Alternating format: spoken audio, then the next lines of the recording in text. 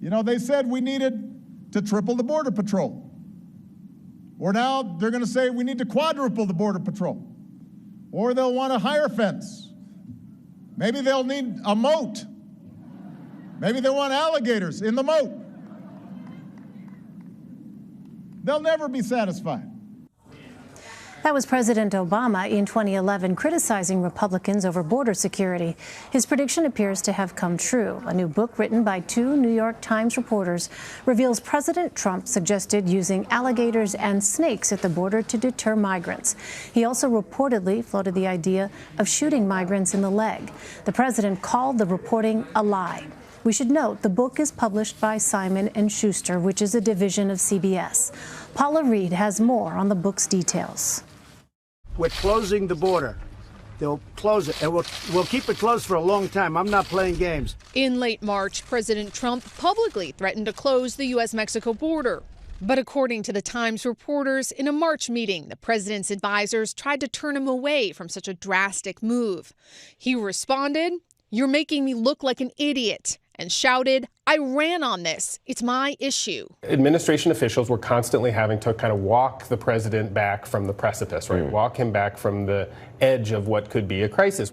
Michael Shear and Julie Hirschfeld Davis are the reporters and authors of the book Border Wars, Inside Trump's Assault on Immigration. He made all these promises. He talked in these grandiose ways about things he wanted to do when he was in office, but then he comes in and confronts the reality of governing. The article also details the president's other suggestions to stem migration. They want to throw rocks at our military. Our military fights back.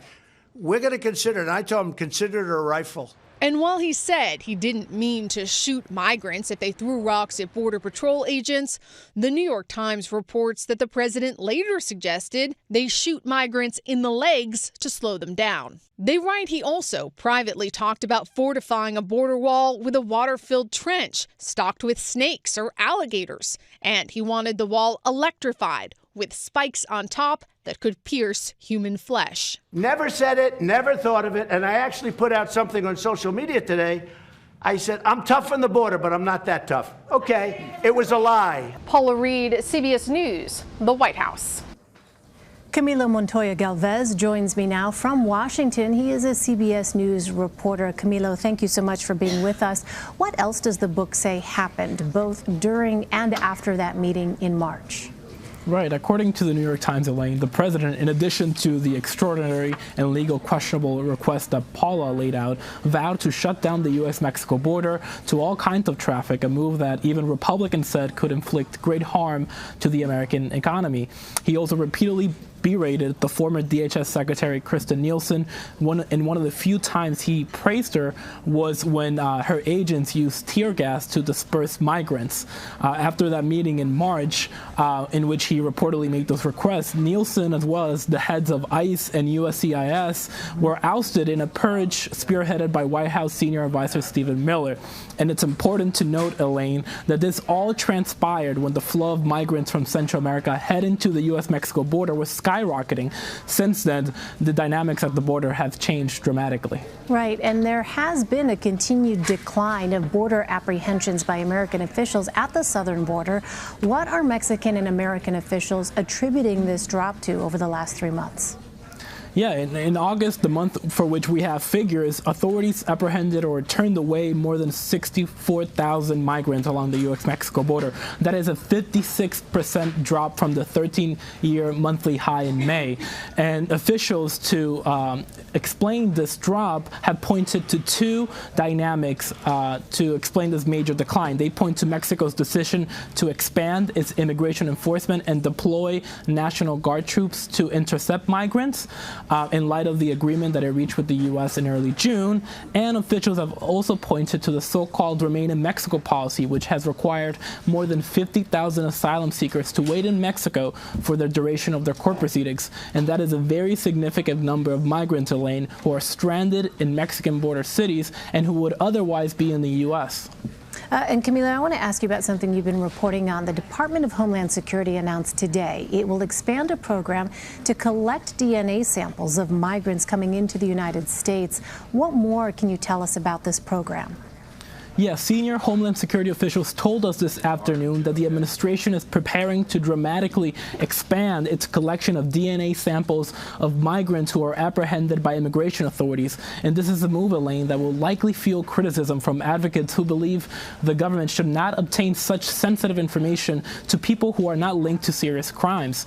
The administration had already been running this pilot program for immigration and customs enforcement agents to determine family ties between children and their parents, but officials today told us, Elaine, that the new initiative will have broad applicability to a larger population of migrants in U.S. custody. But they conceded, and this is important, that they have not finished developing training procedures for this new program. Oh, that is important because, of course, the details very much matter here.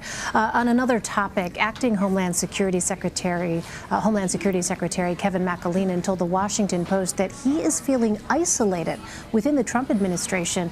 What else did the acting secretary tell the Post, and does he want the job full time?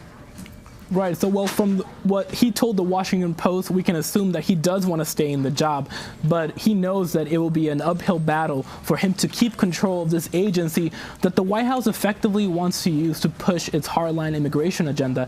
It's important to note, Elaine, that DHS also has very important national security and disaster response responsibilities in addition to its immigration-related work. So, unlike the acting heads of USCIS, ICE, and CBP, who are all unabashed on their frequent praise of the president, like Director Ken Cuccinelli of USCIS, McAleenan has kept a relatively low profile, distancing himself from that inflammatory rhetoric of the president and others, and he has focused much of his tenure on leading diplomatic engagements with countries in Latin America to curb migration. So he has arguably guided the U.S. out of this crisis at the border, but only time will tell if he will prevail over other officials who really have more hardline views on immigration. Interesting. Well, finally, Apple CEO Tim Cook urged the Supreme Court to save DACA, the Obama-era program that has shielded hundreds of thousands of young, undocumented immigrants. Why is Mr. Cook taking this stance now? Right. Cook is urging the Supreme Court to prevent the administration from terminating this Obama-era program that has shielded hundreds of thousands of young undocumented immigrants who came to the U.S. as children. They are known as Dreamers. And this filing by Cook and others at Apple comes weeks before the 9 justices are expected to hear oral arguments on the prolonged litigation surrounding this DACA program. And Cook said that if the court allows the government to end these protections for these Dreamers, it would potentially strip the U.S. of talented and patriotic young adults, including some of his employees at Apple, who have been in this country for most of their lives. He told the Supreme Court in his filing, Elaine, that he has hired nearly 500 DACA recipients at Apple.